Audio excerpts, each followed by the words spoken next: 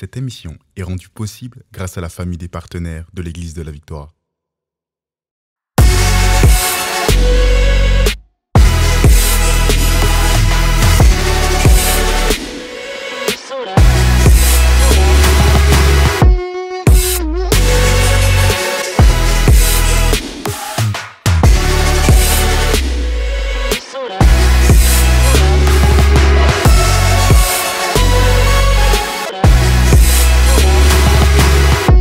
« 37 centimes d'euros, c'est la somme qu'on cherchait dans notre appartement pour s'acheter une demi-baguette.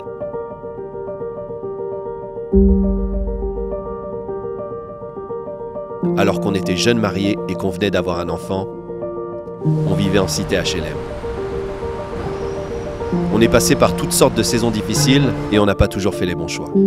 Mais j'ai compris bien plus tard que ce qui nous manquait vraiment, c'était pas forcément de l'argent, mais plutôt de la connaissance et des bons mentors pour nous aider. Aujourd'hui, notre horizon a bien changé puisque Dieu nous a fait prospérer dans nos investissements et que nous sommes devenus des sources de bénédiction, notamment pour les jeunes entrepreneurs. Je suis concerné quand on se limite, je suis concerné quand on se donne des excuses et surtout quand pour une quelconque raison, on ne répond pas à l'appel de Dieu.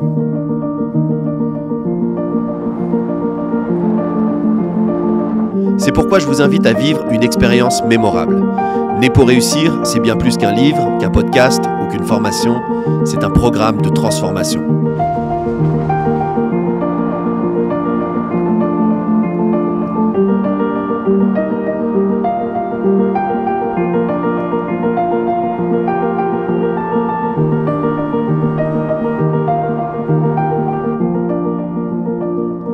Je vous donne rendez-vous le 11 mai.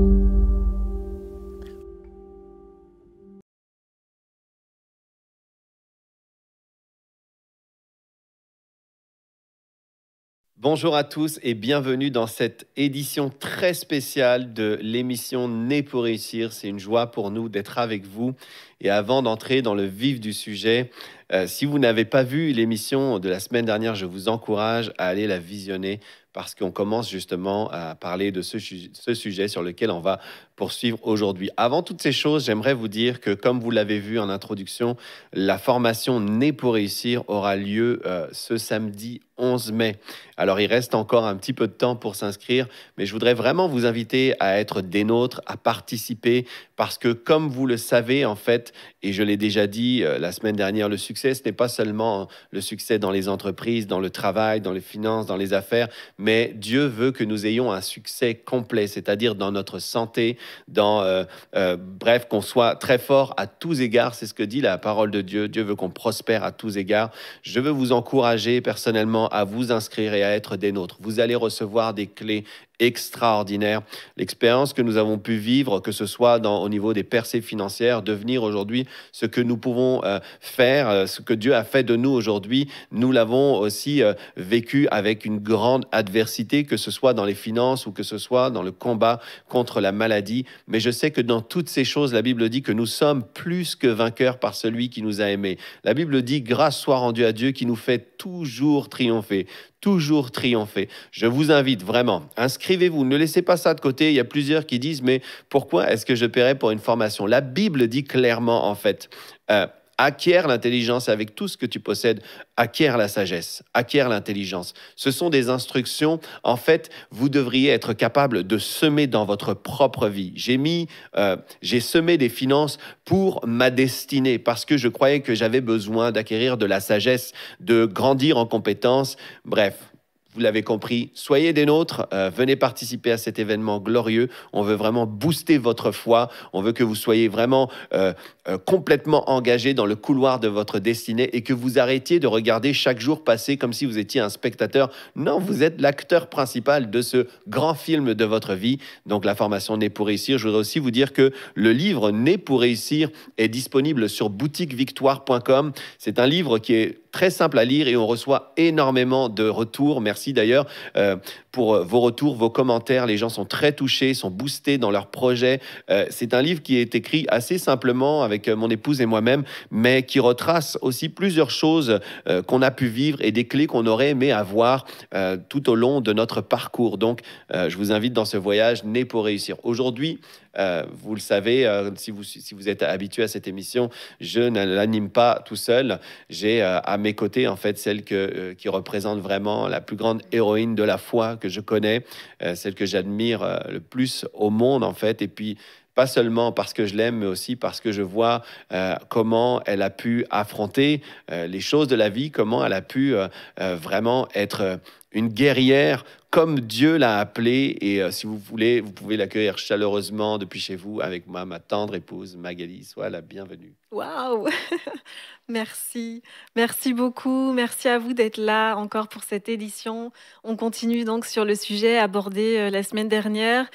Comme on l'a dit, c'est la première fois que je témoigne de ce qu'on vient de traverser. En fait, c'est encore quand même tout frais. C'est pas si loin. Donc, comme on vous l'a dit, le 25 avril 2022, on nous a annoncé de but en blanc, comme ça, d'une façon assez maladroite, que j'avais un cancer du sein. Et dès ce jour-là, je pense, ou en tout cas les jours qui ont suivi, on a décidé avec mon mari de ne jamais plus poser ce diagnostic sur moi, mais on a décidé de l'appeler le figuier. Et on appelait cette tumeur le figuier. Elle avait grossi très vite, c'était vraiment agressif. Et on avait conscience de la gravité, mais on a choisi de ne plus me qualifier comme étant atteinte d'un cancer, et on a choisi de l'appeler le figuier tout simplement en rappel de l'histoire du figuier lorsque Jésus ordonne à maudire un c'est figuier, ça, il maudit en fait. le figuier, et puis le lendemain, quand il passe avec ses disciples, les disciples sont étonnés de voir que le figuier a séché. Et c'est pour ça qu'on a décidé de nommer cette tumeur le figuier, parce que parfois quand on qualifie les choses, en fait, ça leur donne comme une vie, comme une existence, et même presque comme un pouvoir dans nos vies. Et donc, le seul pouvoir qu'on lui a laissé à ce moment-là, en le qualifiant de figuier, eh bien, c'est de se dessécher tout simplement. C'est ça, on a déclaré sur lui que son avenir, c'était la même chose que ce que le Seigneur Jésus a fait. Il est passé devant un figuier, il l'a maudit, et le lendemain, en fait, il était non seulement il était tout sec, etc., mais la Bible dit que il était jusqu'aux racines. Ça veut dire que c'est un arbre qui s'est complètement déraciné, qui a été séché. Et bref, en tout cas, c'était vraiment en rapport avec le fait que Jésus a maudit ce figuier par sa parole. Ça veut dire qu'avec sa parole, il a dit que jamais personne ne mange de ton fruit. Il l'a maudit. Et nous avons saisi cette opportunité nous-mêmes de parler sur cette tumeur. Et je voudrais pas être trop graphique, mais en même temps, je veux juste vous dire que ce qui s'était produit, c'était bien, selon les médecins, c'était très grave en fait. Et puis, la tumeur était agressive, c'était devenu énorme, hein, même, je sais pas moi, difficile à cacher. Il y avait même si tu as réussi à le faire, mais je veux dire, c'était une tumeur, c'était très spécial, c'était vraiment, vraiment spécial. Donc, je veux juste que vous compreniez, c'est pas pour rendre la chose plus grave, c'est juste pour vous dire comment elle était à juste titre.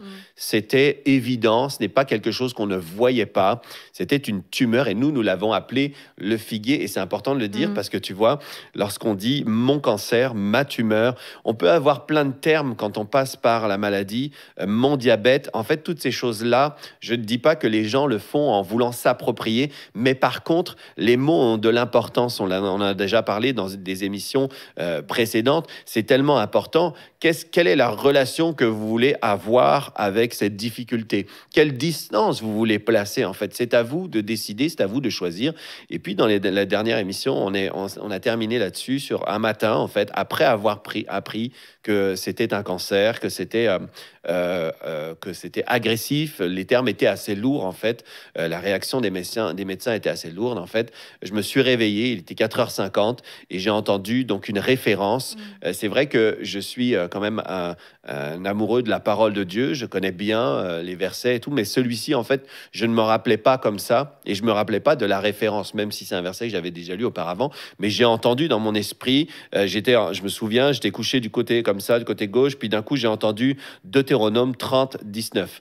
Et c'était évident Et puis je me suis levé et puis j'avais du mal à voir. Vous savez, quand vous avez les yeux qui, voilà, vous avez du mal à voir, vous venez de vous réveiller. Puis j'ai tourné la Bible, puis je tourne, puis je tombe sur un verset qui annonce même la mort. Puis je suis là, mais c'est pas possible que j'ai entendu dans mon esprit comme Dieu me parlait. Et puis c'était pas la première fois que j'entends comme Dieu me parlait dans mon esprit. Je dirais pas que c'est une voix audible, mais c'était une information ou quelque chose, je savais, c'est Dieu qui m'a donné cette référence. Et puis je suis allé voir.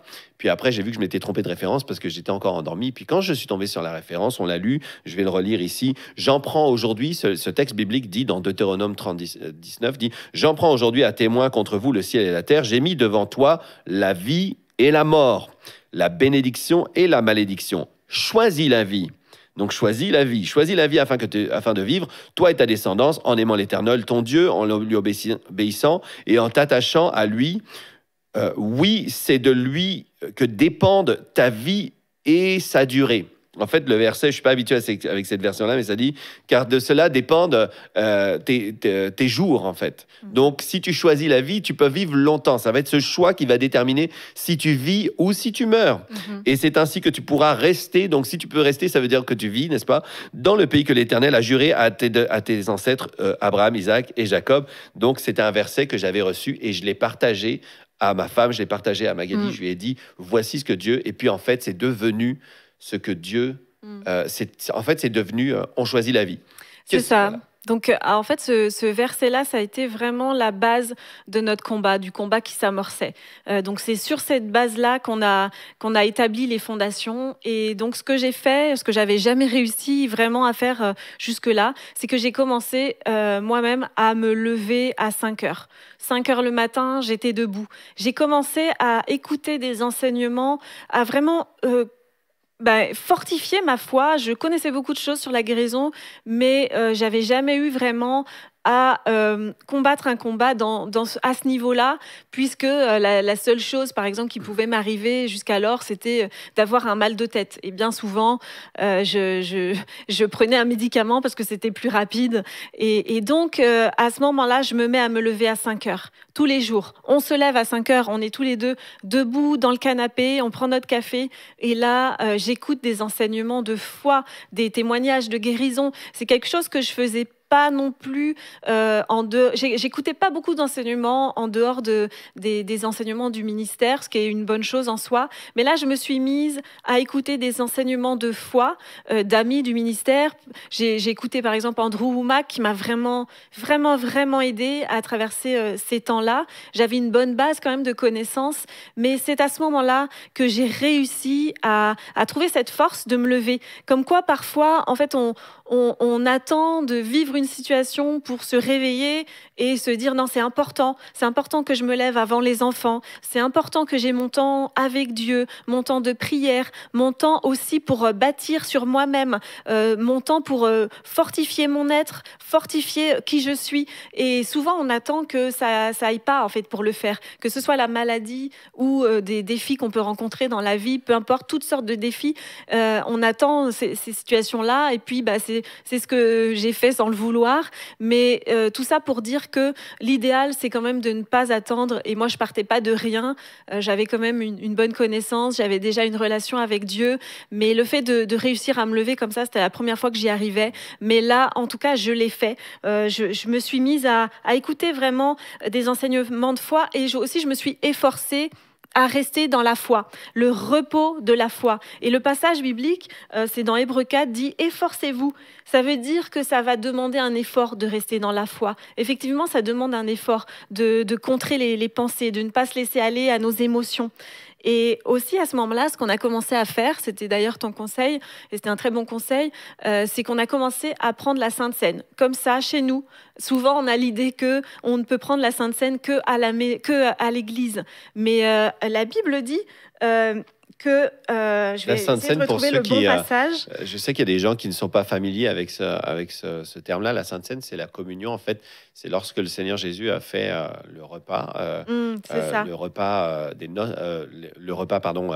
comme Last Supper, je ne sais plus comment on dit en français, bref, le dernier La Sainte souper. Seine, le dernier Et repas, donc, c'est c'est la ça. communion où il a partagé le pain et le vin ou le fruit de la vigne. Et en fait, la Bible dit, faites ceci en mémoire de moi. Et puis, même l'apôtre Paul va en parler en disant la coupe de bénédiction, en parlant justement de ce repas. Et en fait, c'est la Sainte Seine, c'est ce repas que nous prenions, c'est-à-dire se remémorer que Christ a souffert pour nous lorsqu'on prend le pain et lorsqu'on prend le vin ou le fruit de la vigne, en fait, qu'on le prend, c'est pas comme des choses qui nous guérissent, ou c'est un symbole pour dire, en fait, Christ est mort, il a souffert la croix, et la Bible dit, c'est par ses meurtrissures que nous avons été guéris. Ésaïe 53 dit qu'il s'est chargé de nos douleurs, il a porté nos souffrances, etc.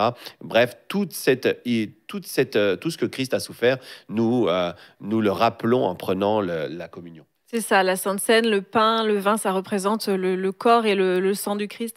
Et puis il dit, faites ceci en mémoire de moi. Il dit, celui qui boit mon sang et mange ma chair a la vie éternelle. Et il dit aussi, je suis le pain de vie. Donc on a commencé à prendre la Sainte Seine comme un médicament, comme on prend une prescription médicale. On prenait comme ça à la maison. Et puis parmi les choses qu'on a mis en place, je l'ai dit, il y avait les déclarations, le fait de contrer nos pensées, parce que ce qui se passe à ce moment-là, c'est qu'on devient même un peu plus peut-être sensible à ce qu'il y a autour de nous et qui a trait à la maladie. Et puis comme par hasard, à ce moment-là, il va y avoir une publicité qui peut nous déstabiliser, qui va chercher à nous déstabiliser. Il va y avoir un scénario de film où la maman décède au début du film d'un cancer du sein. Et puis tout ça, on peut penser que c'est comme des hasards, mais il n'y a pas de hasard. Et l'ennemi, il joue en fait avec nos pensées. Il veut jouer avec nos pensées. Tout ça, en fait, c'est de la nourriture pour l'âme. On n'a pas assez conscience que la nourriture de l'âme, ce sont les événements, les paroles, les films, la musique. En fait, notre âme se nourrit comment? Par ce qui entre dans nos oreilles ou ce qui vient devant nos yeux. Ça, c'est comme ça que notre âme est nourrie. Et notre âme, en fait, elle va affecter aussi notre corps. Parce que si quelqu'un, on a dit dans la dernière émission, qu'un cœur joyeux, c'est-à-dire une âme joyeuse, est d'un bon remède. Donc, ça va avoir une efficacité extraordinaire sur le corps. Mais de la même manière, quelqu'un qui a un cœur, l'âme desséchée, eh bien, ça, c'est vraiment un danger pour le corps. D'ailleurs, les personnes qui sont stressées, angoissées dans leur âme, etc., il peut y avoir des répercussions du type des ulcères, des choses qui vont se produire. Le cancer, c'est souvent même lié à des stress, etc. Mais tout ça pour dire que même, tu parles de films, et c'est vrai qu'à cette période-là, et c'est là que j'ai découvert, en fait, les films de Noël, chaque fois qu'on voulait regarder un film de Noël, parce que c'était peut-être le premier Noël où qu'on allait passer après en étant bien engagé dans ce combat de la foi, et je remarquais qu'en fait, tous les films de Noël, toutes les mamans étaient mortes, en fait. C'était comme... Nous, on a l'impression que c'est une information dans le film, on a l'impression que c'est anodin, mais non, c'est une nourriture. L'industrie du cinéma nourrit l'âme des gens en leur disant, bien, voici ce qui se passe, maman sera morte à Noël. Tous les films, je vous dirais pas de faire l'exercice, mais honnêtement, combien de films j'ai arrêté parce qu'à cette époque-là, j'avais vraiment besoin de rester dans la foi, même dans ce bâtiment dans lequel nous sommes, une chose dont j'ai rarement parlé ou pas parlé d'ailleurs. Quand je venais pour visiter ce bâtiment qu'on était en train d'acquérir, dans lequel on tourne aujourd'hui, en fait, eh bien, c'était une salle de bowling. C'était une salle de quilles, comme on dit ici au Québec. Et en fait, dans une des allées, alors que j'étais en train de visiter pour acheter le bâtiment, j'étais avec Pasteur Joël, j'étais avec l'ancien propriétaire, et en fait, sur un couloir en face de moi, eh bien, il y avait une grosse pancarte qui était une publicité pour un salon funèbre. Toutes ces choses-là, en fait, je les vivais constamment. Une publicité du cancer.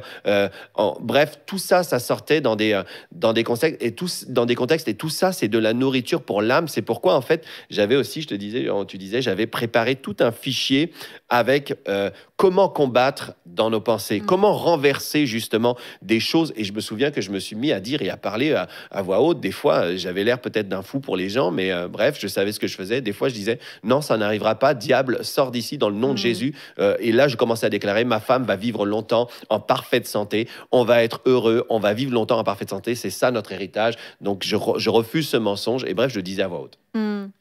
Et donc le 12 mai, on me propose un scénario, un protocole précis, là, avec des dates. Et on me propose donc de commencer un traitement donc de chimiothérapie le 17 mai. Donc vous voyez, ça s'enchaînait beaucoup. Et moi, là, j'avais vraiment besoin de réfléchir. J'avais envie d'avoir simplement une foi radicale et de me dire non, je fais rien, je vais pas me faire soigner comme ça, j'ai la foi, je suis une personne de foi. J'avais envie d'avoir cette foi radicale, mais je voulais aussi être sage. Je suis une maman, une mère de famille, et oui, on peut guérir comme ça avec cette foi radicale. J'en suis persuadée, j'ai entendu des témoignages, j'ai vu des personnes être guéries comme ça instantanément, mais ce qui est important quand on traverse une situation comme ça, c'est vraiment d'écouter son cœur et de suivre sa paix. Suivre la paix, parce que lorsqu'on est de nouveau, le Saint-Esprit vient habiter en nous. Et le Saint-Esprit, c'est celui qui nous permet de dire individuellement, je sais quoi faire, je sais quelle décision prendre. Et bon, la décision à prendre, je ne l'avais pas comme ça d'un claquement de doigts. J'avais juste envie de ne pas y aller, de ne pas aller faire ces séances de chimio. J'avais vu ma belle-maman faire la chimio, s'affaiblir de jour en jour. C'était vraiment des choses gravées dans ma mémoire. Et puis, je voulais pas offrir ça comme spectacle, entre guillemets, à mes enfants. Je voulais pas faire vivre ça à ma famille. Moi, je voulais juste que ma vie continue comme avant, qu'on soit juste heureux. Et donc, j'avais un choix à faire face à ce protocole qui m'était proposé. Et je me souviens que j'ai mis beaucoup de temps. J'ai passé tout le temps que je pouvais en réflexion, malgré le fait que ça allait très vite, puisque j'avais 5 jours là pour me décider. Et eh bien, tout simplement, en fait, j'ai suivi la paix, j'ai suivi ma paix. Et puis, j'écoutais des enseignements, comme je l'ai dit. Et dans l'un d'eux, j'avais aussi entendu que c'était important de rester ouvert à la sagesse, de ne pas être têtu. Parce que vous connaissez certainement, ou la plupart d'entre vous, l'histoire de la personne qui se noie, un homme qui se noie et qui arrive au ciel et qui dit à Dieu, mais pourquoi tu n'as rien fait pour moi? J'étais en train de me noyer. Et Dieu lui dit, mais en fait, je t'ai envoyé 3 bateaux. C'est juste le résumé de l'histoire, hein, c'est pas l'histoire au complet, mais c'est pour dire que parfois Dieu nous donne des moyens en fait pour nous sortir d'une situation, mais nous on attend que ce soit d'une autre façon. Et moi je voulais vraiment être sensible à ce que Dieu me dit, et puis je voulais aussi prendre en compte le moment où j'étais dans ma marche avec Dieu, dans ma foi. Et si bien que j'ai pris tous ces éléments, et puis toi, tu as reçu des choses aussi qui m'ont vraiment aidée. Tu avais reçu la foi peut coopérer avec la médecine, mais pas avec la peur, d'une part, et ça, c'était très parlant pour moi. Et aussi, tu ne devrais pas être plus inquiet de perdre tes cheveux que de perdre ta paix.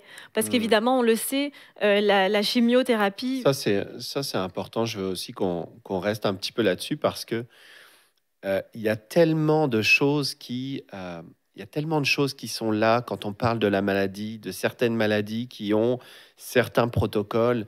Et puis, en fait, on peut magnifier les protocoles au point de dire ça fait tellement peur, ou telle et telle chose font tellement peur, ou bien regarde comment tu vas être après, etc. En fait, toutes ces choses-là, ce sont des informations.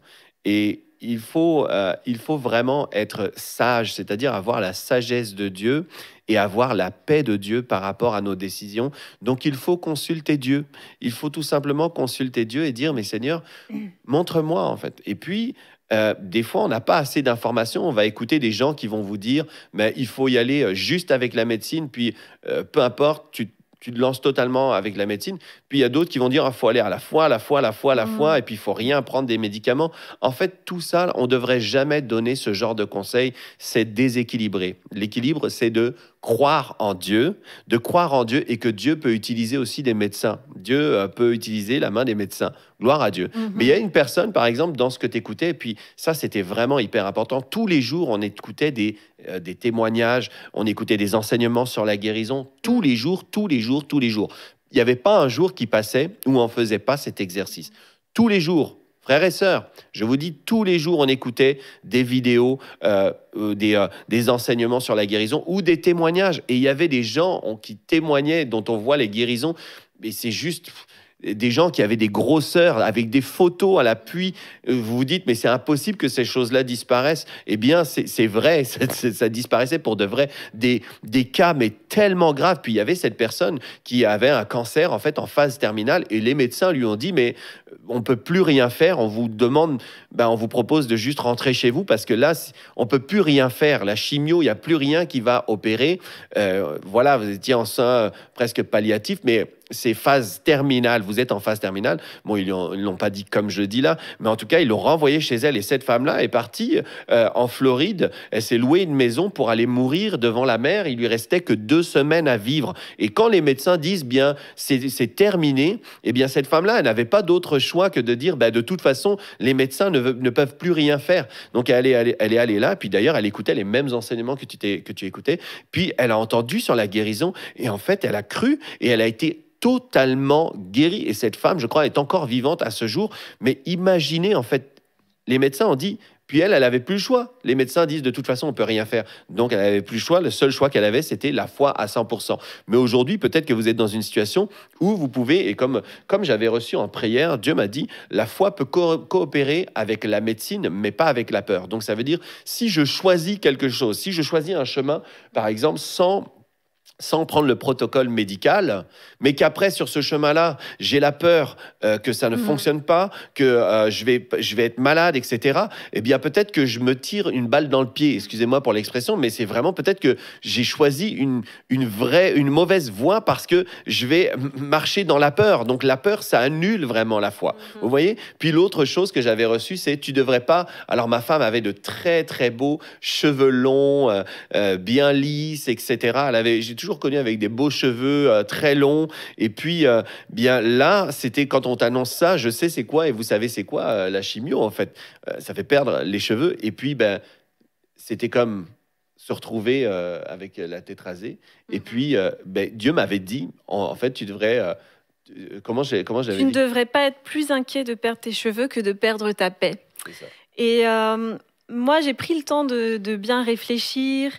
Et en fait, j'ai décidé donc d'y aller. J'ai décidé d'aller à ces séances de chimio. Mais en fait, même dans la Bible, on voit que Jésus a utilisé de la boue et sa salive pour appliquer sur les yeux d'un aveugle pour le guérir. Qui a été guéri. Donc, je me suis dit, c'est vrai, même Jésus a fait quelque chose là d'un peu... bizarre si on veut, mais en tout cas il a utilisé comme un genre de médecine là, de sa salive et de la boue pour guérir un aveugle. Et dans tous les cas, je savais au fond de moi que j'avais pas la paix intégrale, là, la paix 100% de ne rien faire. Donc j'ai décidé d'y aller.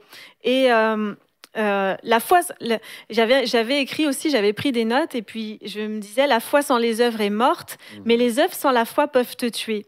Donc, moi, j'ai décidé d'y aller.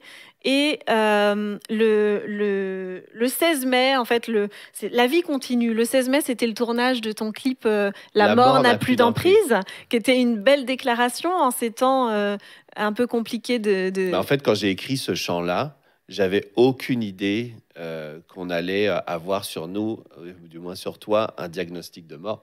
Parce que quand j'ai dû aller tourner le clip, là, c'était vraiment, on avait appris que tu devais faire de la chimio. C'est ça. Et puis moi, je devais aller tourner mon clip La mort n'a plus d'emprise. C'était quand même un jour spécial. On a eu des temps tellement spéciaux en équipe. Et puis, on le montrait à personne et personne ne le savait d'ailleurs.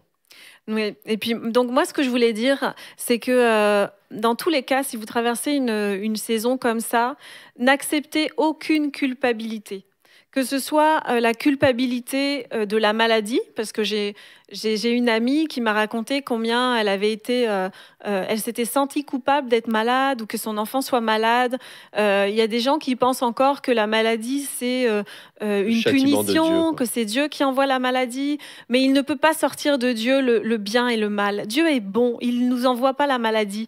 Donc rejetez la culpabilité d'être celle d'être malade, mais rejetez aussi toute forme de culpabilité par rapport aux décisions que vous prenez liées à votre diagnostic, liées à ce diagnostic.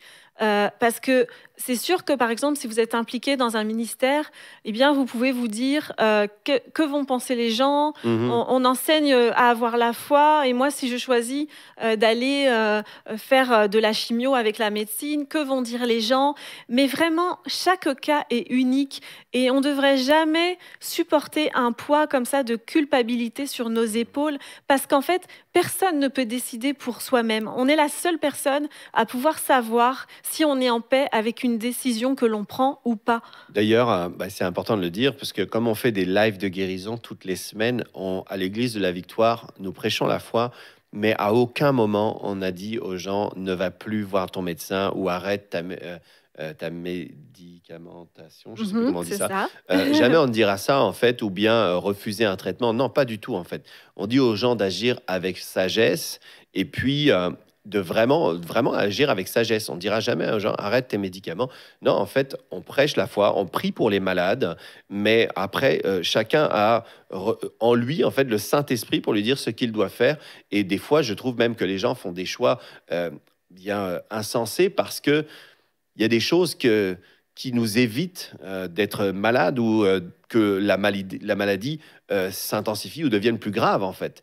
Il y a des traitements qui existent, gloire à Dieu. En fait, je crois que Dieu utilise la sagesse aussi, les hommes, pour créer des traitements, créer des solutions. Et vas-y. Oui, donc le 17 mai, je vais à ce premier traitement et puis ça va devenir par la suite ce qu'on appelle avec mon mari, on appelait ça l'école de guérison. Parce que tout simplement, ça durait longtemps. C'était des traitements longs, évidemment. Et en fait, c'était l'une des rares fois dans ma vie où j'ai eu autant de temps pour écouter des enseignements sans être distraite par quoi que ce soit, les tâches ménagères ou autres, par les enfants. J'ai pu prendre des notes, j'ai pu lire la parole. Ça a vraiment, pour moi, été un temps, ça peut paraître fou un peu, mais ça a été un temps, les séances de chimio, là, où vraiment j'ai continué à me fortifier par la foi, parce que les premiers temps, ça durait 8 heures quand même, où j'étais perfusée. Et puis, je me sentais plus comme une spectatrice, en fin de compte, parce que j'avais pas cette peur en moi. Surnaturellement, Dieu vraiment m'a aidée à ne pas subir la peur. Et donc, je me souviens que j'étais là, surtout au milieu des personnes plus âgées. Je regardais ces petites mamies, je regardais ces papis qui entraient, qui sortaient, souvent plus vite que moi. Moi, j'arrivais à l'ouverture, je partais à la fermeture, quasiment au début. Et donc, je les voyais, j'avais beaucoup de compassion pour eux. J'avais vraiment envie de leur partager ce que moi, je vivais. Je me sentais plus comme une spectatrice, en fait, à ce moment-là, de ce que je vivais. Et c'était un témoignage parce que tu avais une attitude complètement différente. Même tout le temps, on te demandait ça va. Les gens étaient étonnés etc. de me voir là quand même. Je pense que les gens, ils devaient penser aussi que je sais pas s'il y a des gens qui pensaient que tu étais inconsciente ou quoi, parce que tu n'avais pas l'attitude d'une personne qui est désespérée, en fait. Même le docteur, je me souviens que l'oncologue, la première fois que je suis allée la voir, donc elle était déjà surprise que je sois toute seule. J'étais allée la voir toute seule, mais c'était le premier rendez-vous, donc elle me dit c'est rare qu'on soit seule. Mais en fait, j'avais demandé à Gwen, je lui avais dit non, ne viens pas, ça sert à rien, de toute façon. C'est bon, j'y vais, j'ai pas peur, j'y vais, puis je vais voir ce qu'elle va me dire. Mais ce rendez-vous-là, je me souviens qu'elle avait sûrement trouvé ça un peu bizarre parce que je lui ai pas posé de questions. Je lui ai pas vraiment posé de questions, je l'ai écoutée. Et puis, sûrement, elle a dû se dire, non, mais elle réalise pas, celle-ci, ce qui lui arrive. Mais je voulais pas ajouter des mots. Je voulais pas entendre des mots. Donc, j'ai pas trop posé de questions, je l'ai écoutée. Et puis, voilà, j'ai été à mes séances, aux séances de chimio. Et puis, en fait, mon combat, là où je l'ai positionné, c'est vraiment sur la façon dont j'allais vivre ces traitements. Donc, j'ai vraiment orienté mon combat. La première fois, j'ai eu des symptômes. Je ne vais pas dire que j'ai rien eu. Évidemment, on m'administrait tellement de produits là. J'ai eu des réactions. J'ai eu de la fièvre. J'ai eu toutes sortes de choses. Ma capacité cardiaque qui a diminué. Évidemment, il y avait des temps où j'étais un peu dans mon lit. Et savez-vous que les poils de nez sont très importants? C'est hyper important de le dire dans cette émission, chérie. J'ai perdu tous mes cheveux et tous mes poils. Oui, les poils de nez sont importants. Je disais au docteur, je comprends pas, j'ai le nez qui coule sans arrêt. Elle me dit, bah oui, vous avez plus de poils de nez en fait. Voilà, bon, c'est un détail un peu drôle. Moi, ça me fait rire en tout cas. Mais tout ça pour dire que j'ai perdu mes cheveux. Et oui, j'ai perdu mes cheveux. Et puis là encore, on a souvent l'image qu'on a pu voir dans des films, des gens qui perdent leurs cheveux et qui sont oh, mes cheveux tombent, oh, qui ont l'air surpris en fait. Vous pouvez voir des photos qui défilent à l'écran. C'est l'image qu'on voit souvent dans les films. C'est comme, même pour expliquer, même dans les clips, le moment dramatique des cheveux qui s'en vont, etc. Et en fait, il y a un côté vraiment... On voit des photos. On continuait d'être heureux. Et puis même à ce moment-là, je pense que j'ai jamais dit autant dans ma vie, on est tellement heureux. Je me sentais vraiment heureuse. Et donc, oui, j'ai perdu mes cheveux et je trouvais des cheveux sur mon oreiller. Bah oui, forcément, si le produit... Et encore que je m'étais positionnée quand même pour ne pas perdre mes cheveux, mais bon, voilà, ce combat-là, je l'avais pas remporté. Puis finalement, pour moi, faut dire aussi que c'était pas si important que ça. Je me disais, bon, pourquoi pas avoir les cheveux rasés. Il y a même des gens qui se rasent la tête pour des défis. On voit les jeunes faire ça pour une cause ou une autre. Et donc, ça me faisait sourire parce que je repensais au film où oh, je perds mes cheveux, comme si c'était une surprise. Mais tu le sais que tu vas perdre tes cheveux. Enfin, c'est possible que tu les perdes pas aussi selon ta foi. Mais en tout cas, moi, je les ai perdus. Et donc, pour éviter que ça dure... On n'a pas dramatisé. En fait, on a refusé. De dramatiser. On a refusé d'en faire un drame comme la société. Vous savez, tout ce qu'on pense aujourd'hui, souvent, c'est comme ça a été formaté par une société qui nous l'enseigne, en fait. Parce qu'effectivement, tu sais, là, on te voit sur des photos... une photo, est-ce qu'on peut montrer juste une photo où on voit ta tête où t'as plus de cheveux, où t'es rasé? D'ailleurs, c'est moi qui t'ai rasé la tête. Pas la première fois, mais tu te rappelles pas. Oui, en fait, donc, quand j'ai vu que mes cheveux commençaient à tomber, je me suis dit, bon, je vais aller me les faire raser parce que, bon, c'est pas très agréable de trouver des cheveux partout. Le matin, on se réveille, on sait pas combien il va y en avoir sur l'oreiller. Et croyez-moi, Dieu connaît le nombre de nos cheveux et on a beaucoup de cheveux. Et je veux juste te dire que quand je t'ai rasé la tête, pour certains, ça peut être un rituel de... c'est terrible et tout ça, mais en fait, on est formaté. Je connais tellement de personnes, notamment en Afrique, en fait, où il y a plein de femmes qui ont la tête rasée, en fait. Je dis pas qu'en Afrique, je dirais, mais il y a plein de gens. Mais pour nous, c'est comme... on est tellement formaté que ça devient quelque chose. Et en fait, quand on marche par la foi, on doit refuser les formats en fait, avec lesquels on a voulu créer des scènes. Parce que tout ça, c'est des émotions qui créent la peur, qui créent la nostalgie. Moi, j'ai décidé en fait que, bien, quand j'allais voir ma femme, eh bien, je me disais, sans ses cheveux, en fait, tiens, je vais voir... c'est comme une tête nouvelle, c'est toujours ma femme, mais je veux dire, c'est une autre perspective. Et en fait, je la trouvais tellement belle avec les cheveux rasés que pour moi, en fait, ça servait à rien d'en faire un fromage. En fait, ça servait à rien d'être bouleversé. Je veux juste dire aux gens, en fait, vous nous écoutez, peut-être que vous traversez ça, et puis peut-être que vous nous trouvez un peu léger, mais non, pas du tout. Je veux juste dire qu'on peut avoir d'autres perspectives. Vous pouvez avoir d'autres perspectives, et puis nous, on a commencé à en rire et même à en faire des blagues. Est-ce qu'on a vu la photo de...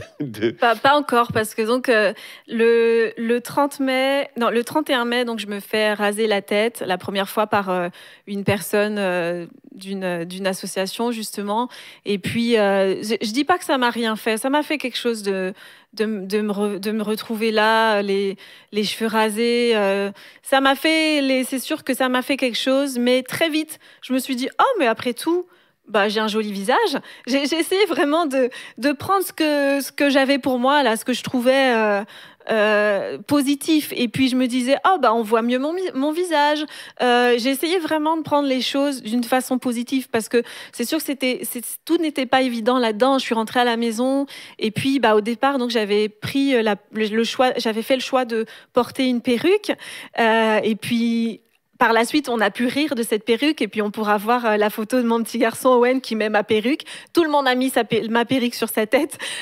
Voilà, magnifique. Mais c'est sûr qu'au début, elle est à l'envers d'ailleurs, mais c'est sûr qu'au début, c'était pas très drôle. Par exemple, en fait, je voulais pas forcément le montrer à mes enfants. La question qui se pose, c'est qu'est-ce que je dis à mes enfants? Mon grand, lui, était capable de comprendre, mais il n'avait pas forcément envie à ce moment-là d'entendre des mots. Et puis, je le sentais qu'il n'avait pas envie. Je voulais pas le forcer. Je voulais vraiment attendre qu'il soit prêt. Donc, j'ai attendu très longtemps avant de verbaliser. Mais mes petits, au début, je me suis dit, je vais garder ma perruque même à la maison. Mais d'une part, c'était l'été. Il faisait vraiment chaud. J'avais chaud sous ma perruque. Je n'étais pas habituée. J'avais pas envie de la garder en tout temps. Et puis, quand je me réveillais, des fois, mes enfants viennent dans ma chambre, là, et puis je pouvais pas attraper ma perruque sur mon côté de lit et la mettre avant qu'ils arrivent. Donc, tout ça pour dire que j'ai essayé d'utiliser les meilleurs mots pour en parler à ma fille, notamment à mes petits-enfants. Et puis, ma fille, elle a pleuré. C'était trop difficile pour elle de me voir comme ça. C'est comme si elle sentait que... Je lui ai pas dit que j'étais malade. Je lui ai dit, maman s'est coupé les cheveux, regarde, c'est rigolo, regarde, j'ai une perruque. Voilà, je lui ai pas dit évidemment les détails là, parce qu'elle est petite, elle avait 5-6 ans. Et puis, mais elle n'a pas voulu pleurer devant toi, elle est partie pour aller ça pleurer. qui était encore plus touchant, c'est qu'elle n'a pas pleuré devant moi. C'était quand même un petit coup, parce qu'elle est forte, elle a voulu, elle est partie s'isoler, elle n'a rien dit en fait, elle est partie s'isoler, elle a pleuré, donc ça a rendu la chose un peu triste. Mais après, elle est revenue et elle est revenue dans une autre disposition. Elle voulait elle-même, je sais qu'elle voulait avoir une autre disposition vis-à-vis de ça parce qu'elle voulait pas que ça te fasse du mal, sa réaction. Tout à fait. Et puis, il y avait quelques passages qui m'ont aidé à traverser ces temps-là. Et je peux vous en lire quelques-uns parce que je pense que c'est important de les dire tout simplement. Jacques 4,7 dit « Soumettez-vous donc à Dieu, mais résistez au diable et il fuira loin de vous. » Et là, dans ce passage-là, en fait, ça dit pas que c'est Dieu qui résiste au diable. Ça dit résister au diable. Ça veut dire que c'est à nous de le faire. Dieu, lui, il l'a déjà fait. Et en fait, là où je me positionnais, c'est dans ma position de victoire, en fait. Je me trouve dans ma position de victoire et c'est de là que je dis aux autorités et aux dominations que je sais, que je connais la vérité, que je sais que j'ai été guérie en même temps que Jésus à la croix. Il a porté la maladie. En fait, c'est ça qu'on dit, c'est ça le combat. C'est de dire, je sais que Jésus a déjà tout porté pour moi. Je n'ai pas à le porter une seconde fois. C'est un mensonge de me faire croire que je dois le porter une seconde fois. Et on se positionne dans notre place. C'est une place de choix puisque c'est le lieu de la victoire de Jésus. Donc c'est à nous, c'est à notre tour à ce moment-là de mener ce combat de la foi. Il y a un passage notamment qui me rappelait que j'ai son pouvoir et j'ai l'autorité. C'est quand tu l'as dit tout à l'heure, la dernière fois je crois, c'est dans Matthieu 10:1, Jésus appelle ses disciples et il leur donne le pouvoir de chasser les esprits impurs et de guérir toute maladie et toute infirmité. Ça veut dire que le pouvoir de le faire nous est remis. Et lui qui a porté nos péchés dans son corps à la croix, afin que, libérés du péché, nous vivions pour la justice. C'est par ces blessures que vous avez été guéris. C'est ça qui pouvait me permettre d'affirmer « Je suis la guérie de l'Éternel, j'ai été guéri ». Et dans Zacharie 2,12, voici ce que dit l'Éternel, il dit « Celui qui vous touche à la prunelle de son œil ». Et sur cette déclaration, je pouvais me dire, mais je suis précieuse pour Dieu. Je suis tellement précieuse pour Dieu. Ouais. Donc en fait, je le trouvais idiot de s'en prendre à moi. Avec toutes ces déclarations-là, je les ressassais dans mon cœur. Ouais, le diable idiot de s'en prendre. Oui, c'est ça. Je trouvais le diable idiot de s'en prendre à moi. Et puis, pour donner un petit peu de date, le 30 mai, donc c'était peu de temps après le premier traitement, le 30 mai, j'avais rendez-vous avec l'oncologue. Et à ce moment-là, moi, j'avais déjà vu, mais donc elle a pu constater que la tumeur avait complètement disparu. La tumeur avait disparu et elle a utilisé ce mot qui est resté en moi, qui m'a fait du bien. Elle a dit, c'est incroyable, c'est vraiment incroyable. Elle l'a répété plusieurs fois, elle n'en revenait pas. Et même à la fin, pour moi-même, je lui ai dit, vous avez dit que c'était quoi ? Et elle m'a dit, c'est incroyable.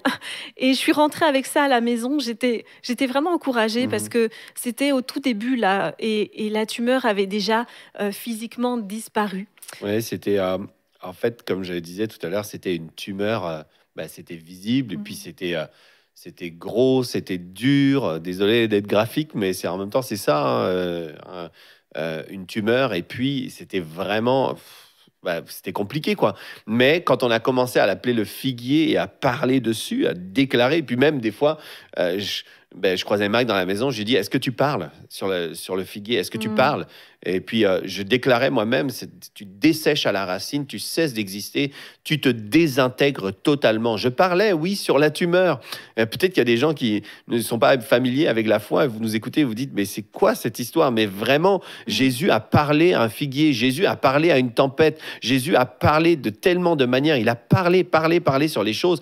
Et là, nous, on parlait sur ce qu'on appelait le figuier, et on le maudissait à la racine. On le maudissait à la racine. C'est pourquoi, en fait, quand elle est allée voir l'oncologue qui a dit « c'est incroyable », c'est parce qu'en fait, vraiment, ça avait desséché. Imaginez une tumeur assez grosse qui disparaît, qui se met comme à dégonfler, ou j'en sais rien, moi, ce qui s'est produit, mais en tout cas, ça s'est mis à disparaître, se désintégrer, jusqu'à cesser d'exister, jusqu'à ce qu'il n'y ait plus cette bosse dans ton sein. C'est quand même extraordinaire. C'est vraiment ce que Dieu fait. En vrai, gloire à Dieu, Dieu est vrai. Amen, Dieu est vrai. Et donc, bon, il a fallu quand même continuer les traitements. Donc, j'y suis allée, j'ai continué les traitements. Et puis, les symptômes ont diminué, les symptômes désagréables ont diminué. Et puis, somme toute, j'ai quand même bien traversé toute cette période-là, en ce sens que j'ai pas un souvenir d'avoir tellement souffert. J'ai pas un souvenir d'avoir été triste. Je me souviens pas avoir pleuré, ni t'avoir vu pleurer.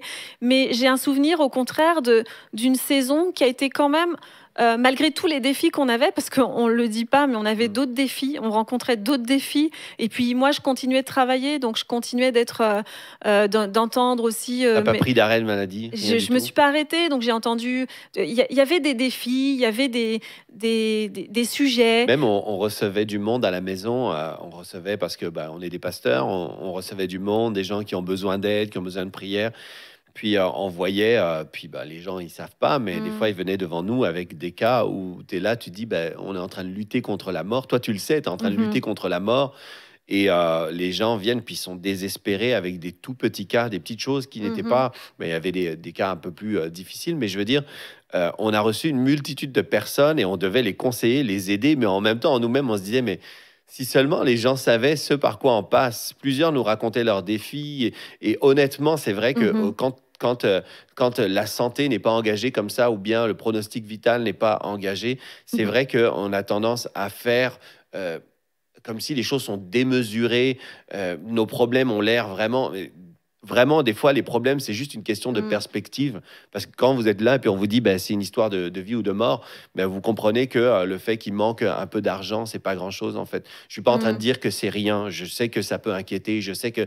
Mais c'est pas pour dire les gens ne sont pas capables. Non, je dis juste qu'il faut apprendre dans la vie à avoir une belle perspective, une perspective différente, parce que dans l'éternité, ou bien même si on se place d'une position supérieure à ce problème-là, ou bien à la solution que Dieu nous propose, finalement, des fois, les problèmes ne sont pas vraiment des problèmes.